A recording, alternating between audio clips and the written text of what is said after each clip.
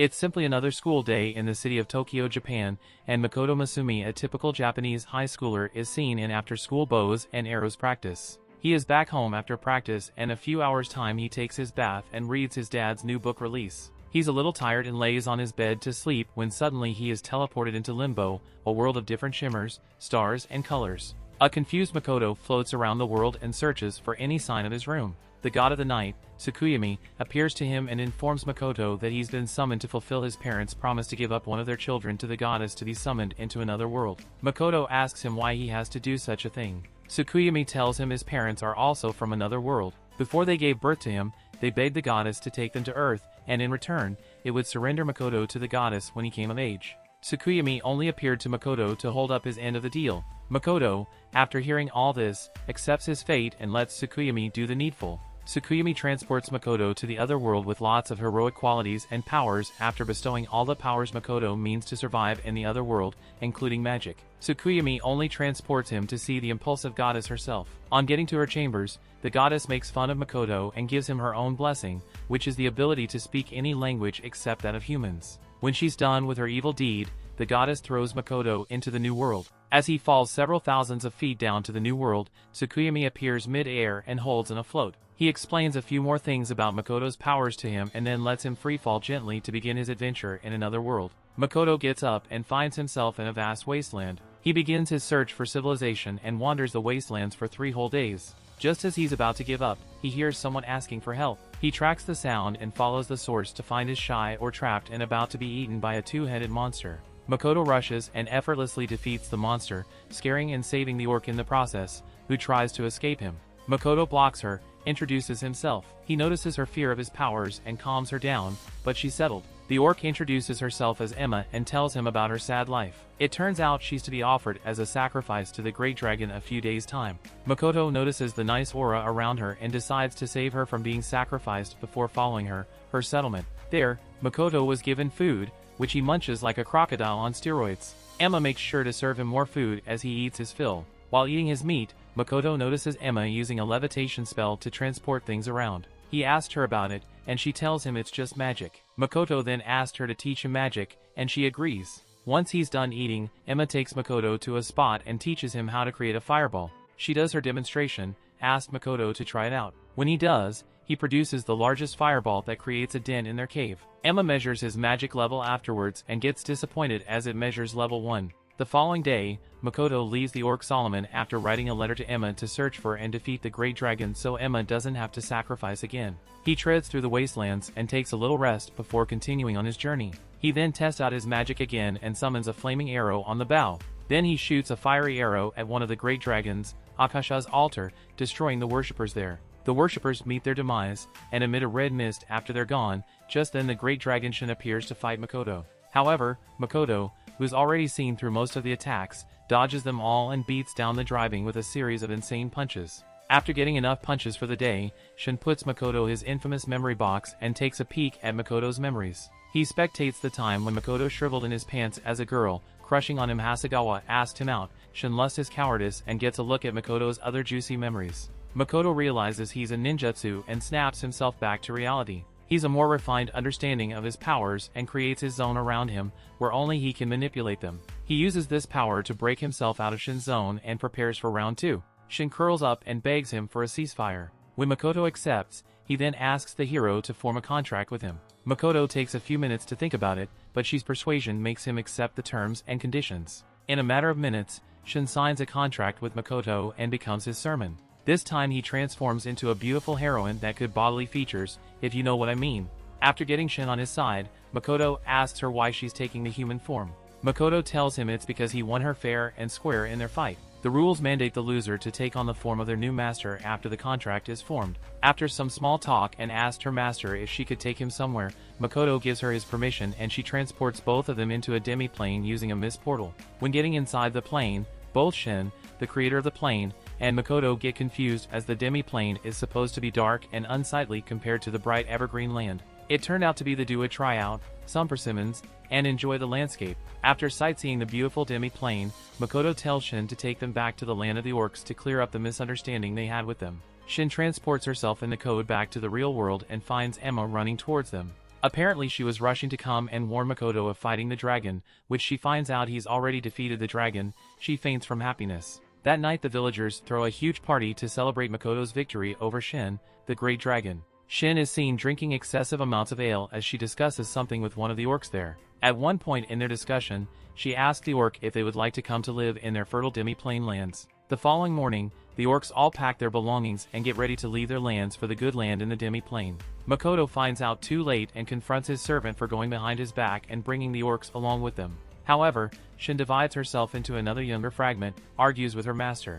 Together with the help of the orcs, she manages to convince Makoto to accept the deal. When he does, she transports all the orcs on the land her demi-plane. Almost as soon as they get there, the orcs begin building another settlement in the rich lands of the demi-plane. Several days later, while Makoto practices his magic elements, Shin takes a dive into his memories to watch a historical drama movie. Makoto notices are getting too excited about his memories and stops her from doing so. Shin thinks long and hard about what to do and comes up with a way to threaten her master into letting her watch the things in his head play out. After he agrees to let her watch and gets bored and decides to step out and look for materials she'll need to make a TV so she can watch easily. When she's out, Makoto checks her memory about his parents and promises to follow the path they both follow to eternity. Just outside the outskirts of the orc settlement, the dwarf gets chased and attacked by the black disaster spider that's so far away from where he was. Makoto finds two orcs having trouble cutting down a large tree. He steps in and uses his powers to slash the tree in half before handing it over to the orcs. He then heals the wounds of one of the orcs and continues his journey.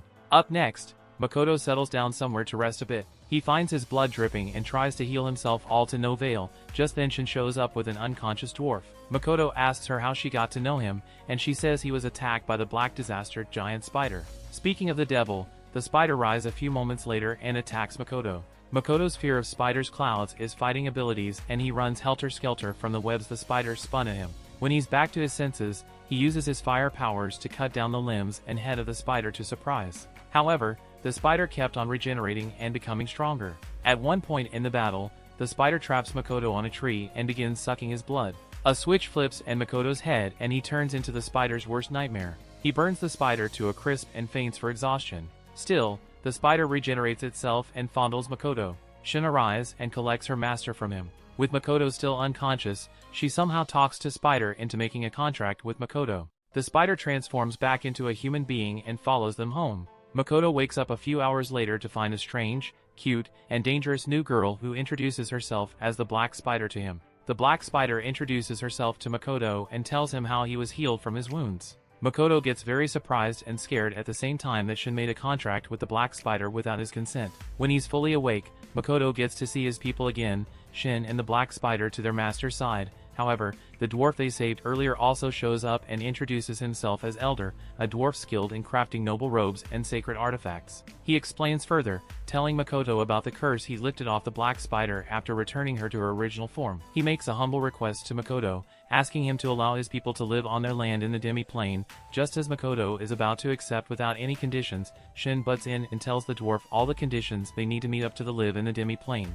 The dwarf has no problem with this, so he sets off to get back to his people after a full recovery, and Makoto steps outside the demi-plane to search for humans. On this day, his search is fruitless and he's called back inside the demi-plane by Shin. On getting back, Shin and the Black Spider ask Makoto to give them names. Makoto reluctantly names Shin as Tomo. As for the spider, he names her Mio. Both ladies glow as they love the names their master just gave them. Up next, Makoto presents himself as the young master to the new citizens of the demi-plane. His two servants cast a vote to decide which title suits him the most. After deciding to call him young master, each colony begins introducing themselves. First, the dwarves present their chief elder, who introduces himself and pledges his loyalty to Makoto's rule. Next up, the mist lizards from Shin or Tomo's faction present themselves to join the demi-plane. Thirdly, Mio shows Makoto her clan of alk spiders and forces them to introduce themselves to their new masters. After the necessary introductions, Makoto ends the meet and greet, then rushes off the stage to continue to search for human settlement.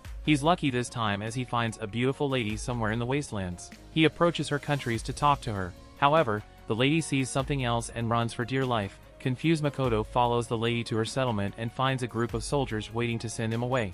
Makoto tries to communicate with them, but since the goddess made him unable to speak with humans, they couldn't understand him. Makoto rushes back to the demi-plane, cussing at the goddess for his misfortune.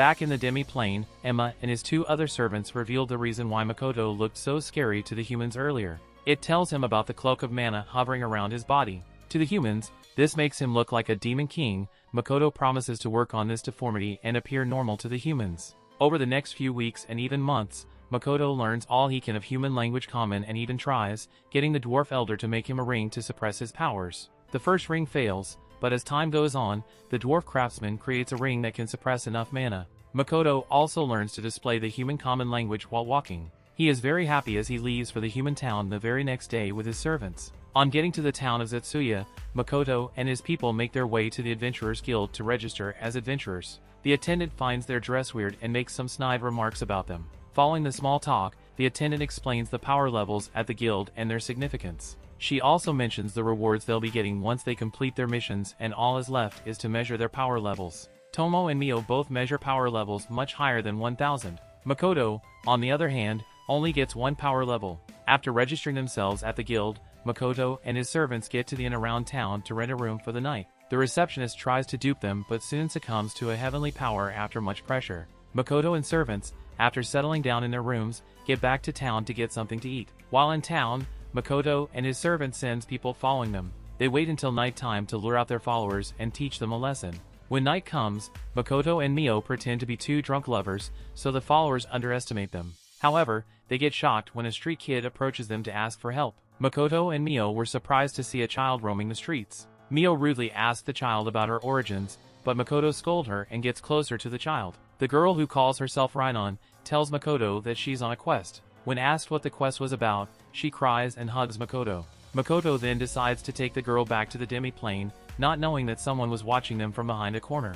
Makoto takes Rainon to his room in the inn and finds out that the little girl was working with a crime boss in their town Zetsuya to free her captured sister and hopefully return to their home. At that moment, Tomo finds a group of thieves trying to steal their wagon. She catches up to them and executes all except one of them, who she captured and brought her master. Makoto scolds Tomo for killing all the criminals and sentences to a 1-hour lecture with him. Rainon interrupts their conversation and asks for some food. Makoto gives her Tomo's food and also gets to see a sketch of Rainon's sister. Makoto's mood changes after noticing how similar Rainon's sister to his sweetheart back in the real world.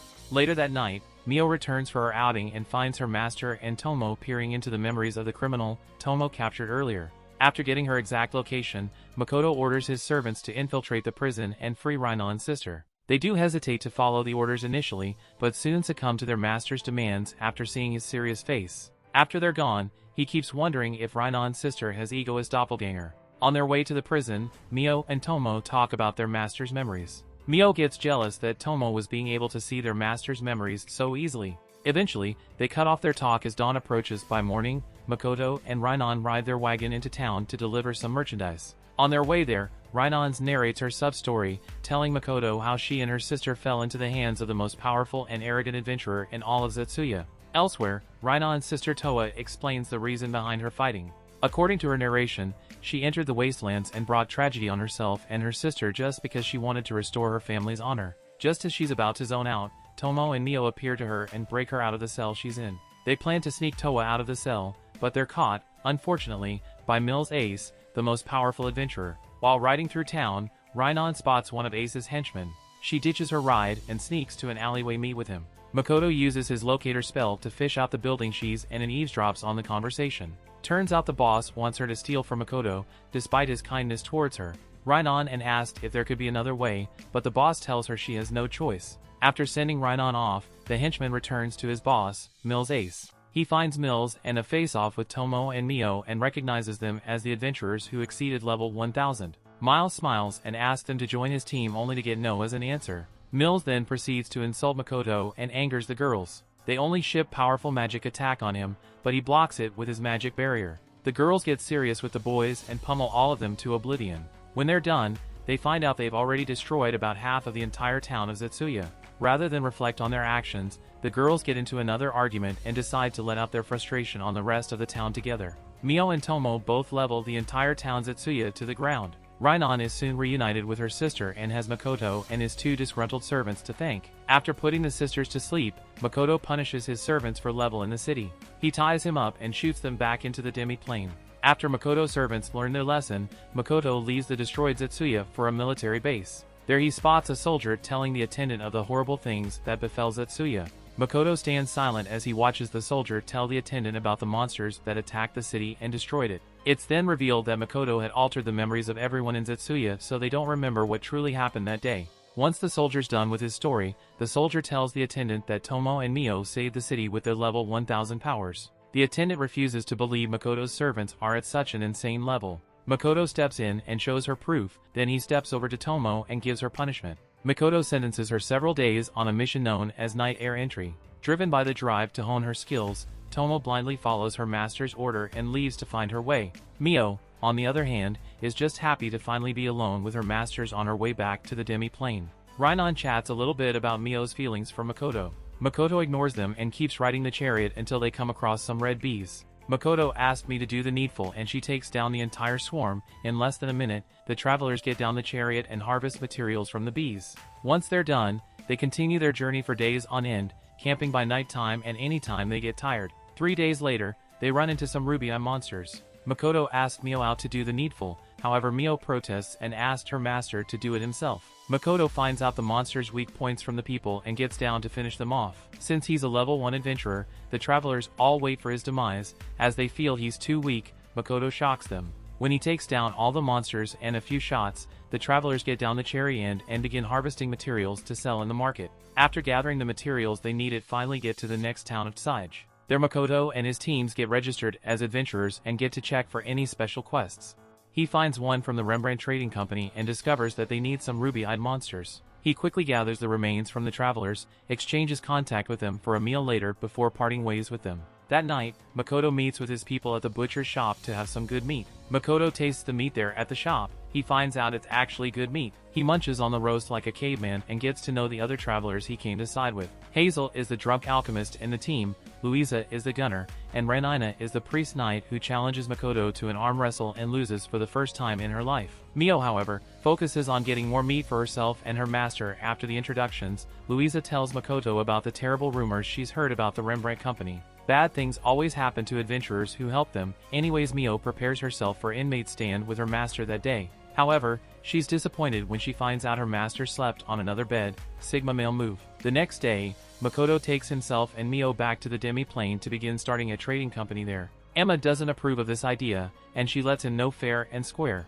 Makoto tells her he'll rethink setting up the company there, and then begins to check all around the demi-plane. He finds out about the new residential places for the elk, orcs and dwarves, and also finds out they were building a castle for him too. Emma tells Makoto they've been using some of Makoto's memories to set up workflow processes. At that moment, the elder dwarf rushes towards them and invites Makoto to come to check out the special armor that dwarves made for him. After checking all of them out, Makoto refused to pick one. Just as he's about to give up, he spots a full-on coat and trousers outfit that can change colors and boost his abilities. Makoto jumps into the outfit and begins running around. Up next meets up with a few ALCS and checks out the poisonous items they got from the forests. The following day Makoto gets out of the demi-plane and makes his way to the Rembrandt Trading Company. There he meets with the leader, who refuses to say a word to him. At the Tsige Adventurers Guild, the top adventurer and the guild Lime Latte investigates a little to find out who this masked new scoundrel is. He finds out the person is Makoto and pledges to end him very soon. In the mansion of Patrick Rembrandt, the representative of the Rembrandt Trading Company meets with Makoto and finds out about his background,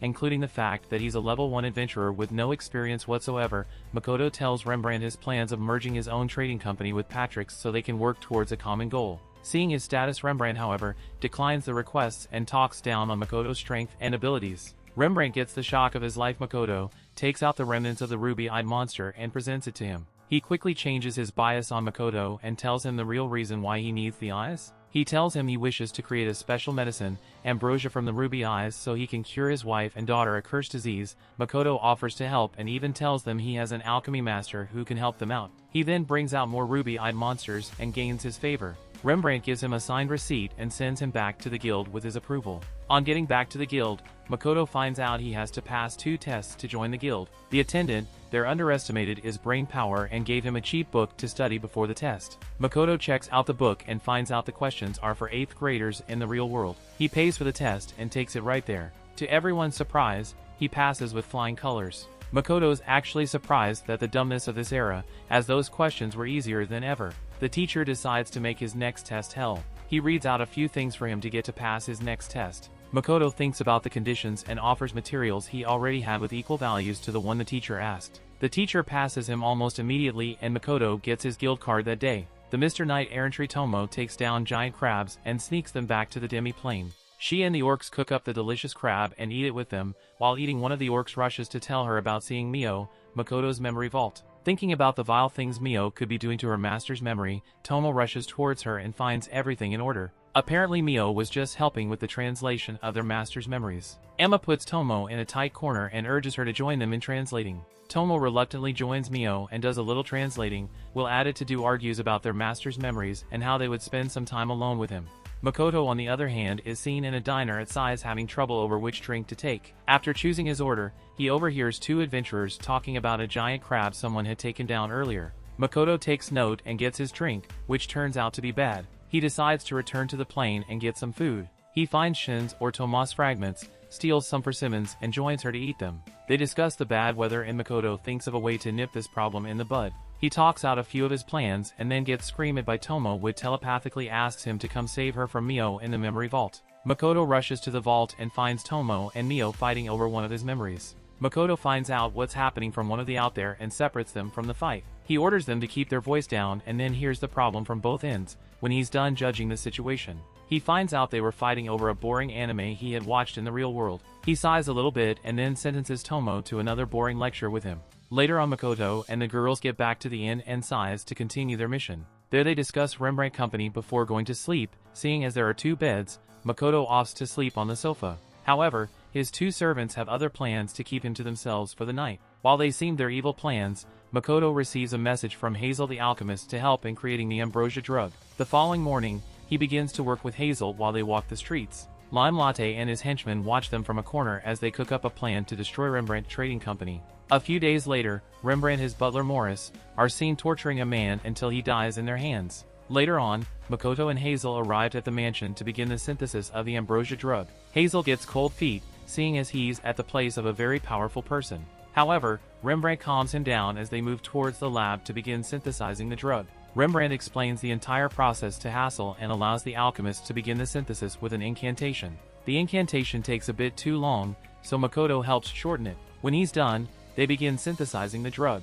Morris stays with them all through the experiment until they produce the first dosage of the drug. Hazel nearly spills the drug, but Makoto helps him up and takes the drug to Rembrandt. On getting to the living room, they find Rembrandt lying down injured. Puzzled, Makoto asks Rembrandt what happened. He tells him his feral wife and daughters attacked him when he tried to administer the drug to them. Makoto says that their ferocity might turn out to be a problem, so he tells Rembrandt to take him to his wife and daughters. Initially, Rembrandt underestimates him, but Makoto reassures him that he won't be defeated by some cursed monsters. Rembrandt takes Makoto to his family quarters. Makoto faces the wife first. However, he pins her down and forces the drug down her throat. Almost immediately, the wife is healed. He does the same with the second daughter and heals her in no time. When he gets to the third daughter, he finds out she still retains a bit of her humanity as the daughter keeps telling him to stay away from her. When she attacks him, Makoto holds her down and heals her up. After taking care of his family, Rembrandt personally thanks Makoto and asks for his real identity. Makoto tells him he's just a normal adventurer.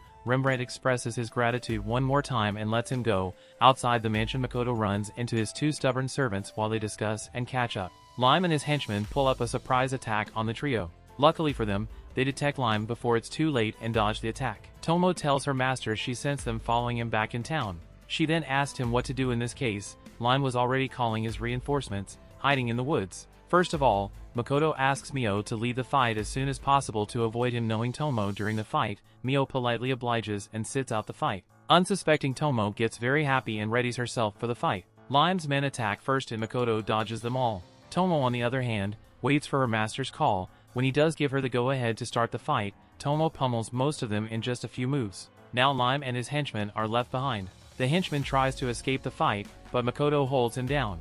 After capturing the two of them, they begin their interrogation. Tomo peeks into Lime's memories and finds an orphanage as one of the most important ones there. When asked to talk, Lime confirms that his faction was the one who placed the cursed disease on Rembrandt family. However, things weren't supposed to get this bad as they only wanted to teach Rembrandt a lesson for being a very bad boss. Makoto checks that he's telling the truth and sends him back to tend to his wounded friends. Lime tends to his friends and gets back to the Rembrandt mansion to tender his apology. Rembrandt and his butler accept his apologies, and telling his punishment Lime tells them not to worry, that he'll be retiring from the guild immediately. Up next, Tomo meets up with Lime at the orphanage she swore to protect and asks him to work for her as spy. Lime listens to Tomo's offer and considers it very okay and beneficial to him, so he accepts the job without worry and begins working immediately. Tomo gives him his first paycheck, which is 1,000 gold pieces, and gets him fully on board, which she's done with that. She sneaks back to the Rembrandt mansion to find out what evil things they were planning. She overhears Rembrandt and his butler planning to spy on the Makoto and then leave shortly. Makoto and his servants return to the demi-plane only to find out they're going to get their hands full for a while. While at lunch, Makoto finds out from Emma, the orc at the warriors undergoing training in the demi-plane or in despair over their abilities. Apparently, they fear they may never meet up with Makoto and his servants in terms of power. Tomo condemns them for behaving that day and gets into another argument with Mio, who's not so fond of her words. Makoto steps in and tells Mio and Tomo talk to the lake and lizard men respectively. When they're done eating, Makoto as henchman gets the forest near them to listen in on a few orcs having a picnic. He confirms his suspicions as the orcs complain about their master being too powerful for them to handle and defeat. The Koda thinks about his last battle with the orcs and remembers that he actually held back from obliterating them completely. He leaves the orcs and discovers Mio eating some tomatoes for the first time. Tomo also joins them later on and gives Makoto an update on her discussion with the lizard men. She tells Makoto that the lizard men are scared to work together with the orcs and train together. While Makoto thinks of a solution, Tomo that's an idea and decides to try it out. In their next meeting with the orcs and lizard men, Tomo pits the two strongest warriors from each clan against each other. The Agars represents the orcs and Liddy represents the mist lizards. The matchup begins and ends in Agar's favor. Makoto remains expressionless as he watches the entire fight play out in front of him. It's all part of Makoto's plan. After the fight, the two fighters face their master. Makoto speaks first, telling the crowd to forget about their differences and work together to be better and reliant. From then on, an arena match would be held where a random member from either clan would be made to fight against the other. This should make them eager to work together and discover their individual strengths so they can be ranked. Once she's done with the speech, Makoto was called upon to give his final speech. He says a few things and retouches the matter before ending the meeting.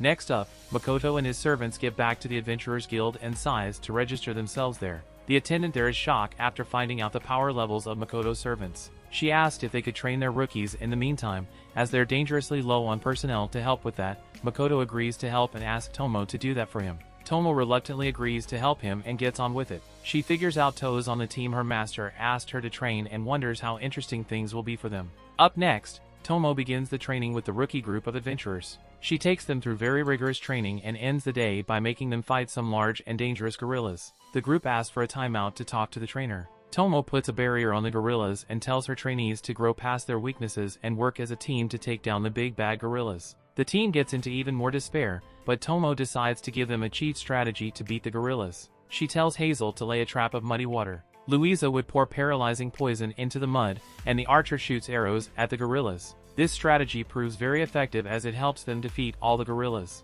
Nonetheless, one other gorilla is left standing, but Tomo quickly suffocates it and finishes it off. When they're done, they get to the next location and defeat the gorillas they find there. After training for the day, Tomo tells Routine that they only pass her test as worthy adventurers if they can develop a strategy and take down a den filled with bad gorillas the very next day. The trainees are shell-shocked as they begin thinking about their next move. The following day, they set out to find a den of gorillas. Some hours later they return with a bag full of gorilla tails. This shocks the entire guild as the rookies become legends in just one day. Elsewhere, Makoto gives Mio another job to go search for ambrosia's flowers in the deadly forest of Tinarak while he opens their new trading company. Mio accepts the job and begins her journey. Makoto gets to Rembrandt and asks him to run him some space in his real estate to set up his shot. Rembrandt knows Makoto is planning to spy on him, but he still tries to find him a spot in his establishment. Keep your enemies closer. After his meeting with Rembrandt, Makoto gets back to the demi-plane and discusses his meeting with Rembrandt with his servants over lunch. Apparently, Rembrandt had told him of a neutral city, where you could set up a shop without having to worry about regulations and the like. Mio takes some adventures and gets to Tinarak Forest. As they pass through the deadly forest, they fail to realize that they're being watched. The two people watching Mio and her squad reveal themselves after they're gone. They begin following Mio and her team's tracks, hoping to get them later on. Meanwhile, Makoto's people throw a party to celebrate the establishment of Makoto's trading company. At the party, Makoto gives a speech and begins the celebrations. Tomo's fragment serves him some food to eat and he gives her a pat on her head. Since they're the same body, Tomo feels the same effect on her forehead. Mio notices this and becomes very jealous of them both. She tries to get their master away from Tomo, but Tomo quickly intervenes and pulls her away. Makoto gets to talk with an elk would stay in her transformed date for long periods. She expresses her gratitude to their master for his graciousness and gives him a brief update on the state of affairs before leaving when she's gone. Liddy, the lizard man who fought in the arena earlier on, meets with his master. He tells him a little about the progress he's making at training before leaving. Makoto ends the meet and greet session and hears from the dwarves. One of the older dwarves tells his master about the interesting weapon he's heard the humans make themselves. Makoto grants him the responsibility of watching over their new shop so he can experiment and make new weapons for the team. Following his meeting with the dwarf, an orc walks by and thanks his master for giving him such a nice job to do. Elsewhere, Mio and Tomo discuss their young master, telling each other to take things easy with him. They suddenly sense their master nearby and begin a fret. Tomo and her partner Mio trace their master's scent and find him practicing with the bow and a range he hastily created. They confront him and ask him how he's still alive. Apparently they thought he was dead or something because he seemed to transfer his consciousness to the target when he was practicing the bow and arrow. Mio keeps the waterworks coming as she thinks she's actually seeing her master's ghost. Tomo, on the other hand, analyzes Makoto's mana and commends his mana growth. Makoto freaks out as he begins to think his mana absorption rings stopped working. He asks Tomo if she could see the Demon King's aura around him again. However, Tomo tells him that she doesn't see such mana around him. Instead, she sees tremendous amounts of mana on par with that of the goddess. Makoto gets irritated as he hates the goddess of guts. He then uses his magic to conceal his mana back and continues petting Mio. Tomo, however, gets a little pissed her master for being that strong. Being the warrior she is, she decides to enjoy the moment while it lasts. The next day, Makoto gets back to side to check his shop out. He walks aimlessly in the streets, wondering what to do as his brain fog gets in his way of thinking. Apparently the girls couldn't let him sleep the previous night, from all their arguments and ranting. While he walks, he senses a bag flying towards him. A demi-human rushes over to pick up his bag, thanks him, and continues on his merry way. Makoto turns his head and lands it on a beautiful woman's chest. Sadly for him, his servants catch him staring at the melons on the woman's chest and drag him back to their hotel room. They both trap him in a corner and prepare themselves to do the bed the thing with him. In other words, they were preparing to grape him. Makoto tries to reason with them, but his words fall on deaf ears. After they rip his clothes off, Makoto uses his powers to chase them away and teleport back to the demi-plane. Back in the demi-plane, Emma finds him hanging on a tree and takes him to the dwarf to get a change of clothes. Mio tracks her master to the dwarf shop and apologizes to him for her weird behaviors earlier. Makoto then asked her to accompany him to find the new species of ambrosia flowers. Mio gets flustered and jumps at the offer. Together, Makoto and Leo get to the Tinnarak forest. As they get closer to the flowers, a sense of few amateur adventurers following them behind. Mio ties them up with her silk as they both get into a flower field. Mio holds her master's hands as they inch closer to the real flower species. They meet the two weirdos tracking Mio earlier on and ask them what they're really after. Mio gets really pissed about them, interrupting her golden moment with Makoto. She loses control a little bit and prepares to fight the two people in front of her. One of them, however, questions them a little bit about their smell and then begins to attack both of them. Mio, Makoto, and her amateur stalkers earlier all run for dear life as the two weirdos keep firing arrows at them. Makoto takes his people to a safe place and calls Tomo to help him with the strategy to defeat their attackers. Tomo tells her master to create a smokescreen to blind the attackers so she can bring the rookies back to the demi-plane. Makoto acknowledges her plan, asks her how he can bring the deranged Mio back to normal. Tomo tells him to feed Mio her favorite food, which is his blood. Makoto realizes the truth in her words. As the attackers approach them, Makoto creates smokescreen and sends the adventurers to the demi-plane, just like Tomo said. Then he smashes his palm and feeds Mio his blood. The attackers just stand there wondering why this mysterious man is feeding the girl of his blood. When they're done spectating, one of them pulls out his wand to create a free spell. However, Mio absorbs the mana around the attacker and dispels his spell. Makoto creates a blinding light and destroys their attackers' wands. The rookie adventurers end up getting summoned into the illusionary city between the real world and the demi-plane. Things get really confusing for them as they wonder where they are. Thankfully, Tomo's fragments are there to guide them to the demi-plane. After their fight, Makoto and Mio come to terms with the two attackers named Aqua and Eris. The duo agrees to take Makoto to their secret settlement in the forest to meet the others and get their consent for the acquisition of the ambrosia flowers. On getting to the village, Makoto and Mio get to the Council of Elders of the Forest Ogres. The story of the village head explains to Makoto that there are different breeds from the elves as people often mistake them for such a species. While they discuss the story's son Adobo arrives to greet his guests. After introducing himself, they explain to Makoto why they have to keep hiding from their enemies. Makoto understands their point and just keeps mute. When asked about his identity, Makoto tells Adobo they're just merchants in search of the ambrosia flower. The meeting ends there, and Makoto was taken to his room alongside Mio. Makoto was seen discussing with Aqua and Eris in his room when their master Mundo busts a hole in the wall and introduces himself to Makoto. He shakes hands with the mysterious merchant and gets a good feel of his magic powers. Mio gets pissed at Mundo for holding her master's hands and punches him several feet behind. While on the floor, Mundo wonders why Makoto suppresses his powers so much. He promises to make Makoto regret coming there. In the meantime, Makoto asks Mio to help him investigate Adobo and Mundo as he senses something weird with him. Mio happily accepts the job and sinks into the ground. There she thinks about her master's anxiousness and hopes there's nothing more to it. She senses Mundo walk in the forest and decides to take a sneak peek at him. She checks the mana around it and attributes it to the earth element. A few seconds later she telepathically intercepts a discussion between Adobo and Mundo. Apparently they were secretly working for a demon. Hours later the village throws a party to honor Makoto and Mio for their visit. While the party's on, the Code spots Adobo attacking Mundo suddenly and Demon in a black cloak and fiery mana appears and the two go unconscious. Makoto approaches the Lich Demon and asks what his deal is. The demon is surprised at Makoto over being able to withstand his powerful mana. He decides to attack Makoto with his dark magic, but Makoto absorbs the magic and consumes all of the demon's magic. Tomo arrives at the village and Makoto takes him to the ground. She meets with Nildastori, who seems to have forgotten all about her. She gives him a few pointers and he finds out she's actually the Great Dragon Shin. Tomo, however, tells her people to show Makoto some respect instead, as he's her master. Later on, Makoto and his servants begin questioning the demon. When asked what his true objective is, the demon tells Makoto that he plans on becoming a Grant in the near future, so he can travel between worlds, insults Makoto a little bit and almost gets slashed in the throat. Makoto approaches the demon in a friendly manner and asks him to teach him some dark magic. The demon was shocked as he didn't know what to tell Makoto. Tomo comes up with an interesting concept and asks her master to form a contract with the demon so they can help each other. Makoto helps the demon become a Grand and in return, the demon teaches him dark magic. Makoto begins the contract ritual. Elsewhere in the demi-plane, the rookie adventurers contemplate stealing the treasures of the demi-plane. Meanwhile, Makoto finishes his contract and transforms the skeleton demon into a Giga Chad. The demon stands up in his new form and appreciates his master for his help. Tomo begins contemplating visiting the memory vault to get some things when she suddenly collapses and begins spitting out blood.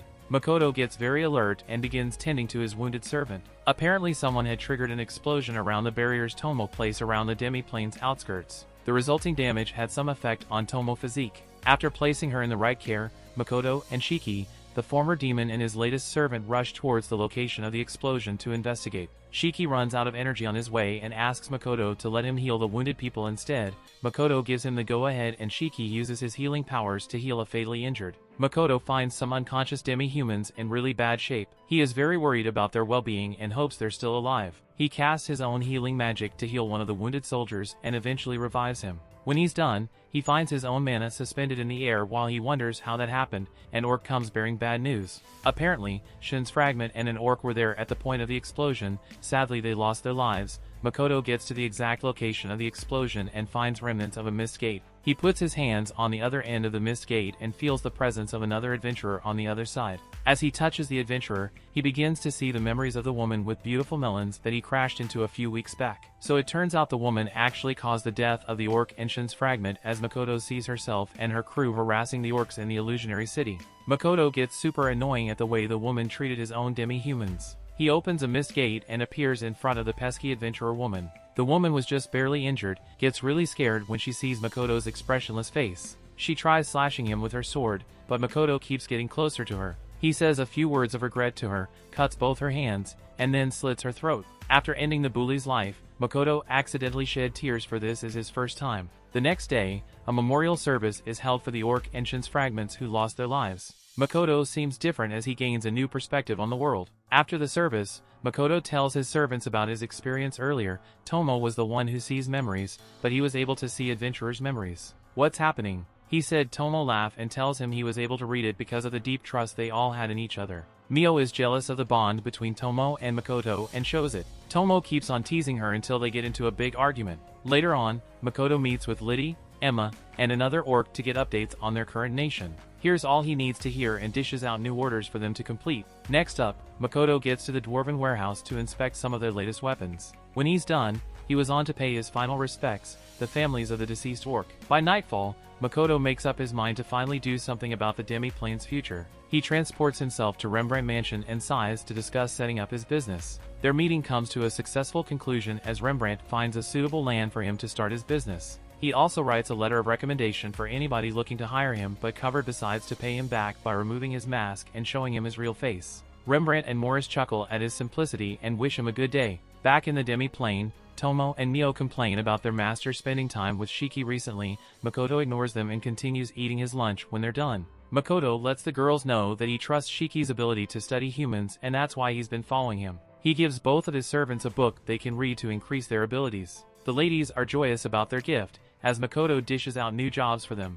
Well, he's away from the demi-plane, his endless quest to study humans, and the goddess Makoto plans to enroll himself in the Sage Academy so he can learn more about humans. Some hours later he takes Chicken with him and prepares a magic circle to teleport them both in Sage. Sadly, the goddess had other plans as she used that circle to teleport Makoto directly onto a battlefield. On getting there, two warriors approach him and slash two of his fingers off his hands. After receiving the attack, Makoto calms himself and carefully analyzes his enemies. He notices the two warriors' tremendous strength and thinks of a way to counter them without going all out on them. One of the warriors, Sophia, Act of the strongest adventurer ever, Act of the Dragon Slayer, launches another attack on him. Makoto steps back and dodges the attack and begins to question the warriors. He asks them why they were attacking him, seeing as he never for once quarreled with them. Sophia tells him they're warriors siding with the demon army in a war against the humans. Makoto uses his GPS spell to scan the area around him and finds several thousand demons waiting for Sophia's signal to attack. Makoto knows he has to fight these two warriors for real this time around. He releases a little bit of his power from his man-absorbing rings or drop mirror and fires rapid fireballs at his enemies. However,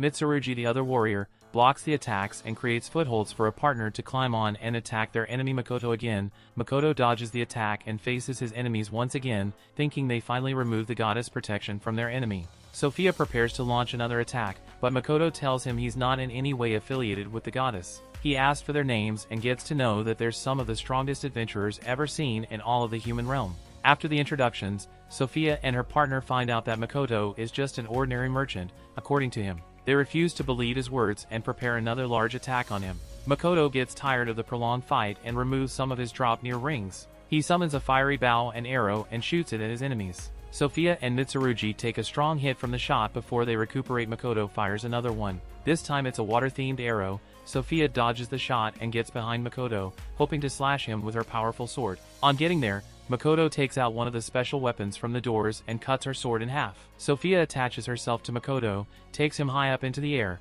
and then leaves him to free fall into the suspended icicles they placed to puncture him. Makoto surprises him and destroys the whole terrain after removing all of his drop near rings. Sophia and Mitsurugi survive the attack, but they lose almost all their clothes in the process. Makoto passes out immediately, only to wake up in the demi-plane some days later beside his servants. Meanwhile, Rembrandt gets a letter from one of his spies reporting the incident that happened earlier on this supposed battlefield. Makoto gets back in his suit and meets with all his servants to discuss their next course of action. He kept his resolve to travel alongside Shiki aside to learn the basics of magic so he can be better next time. Mio and Tomo still complain about being left alone to take care of the demi-plane while he's gone to soothe their minds. Makoto tells the girls that they're his trump cards and the only people he can rely on. Makoto clears things with the girls and prepares to leave for Sage. Before leaving, however, another fragment of Tomo Como arrives and greets her elsewhere on the demi-plane. Eris and Aqua join the fighters in the training camp. When she gets tired, Eris rushes to the bushes to eat some bananas.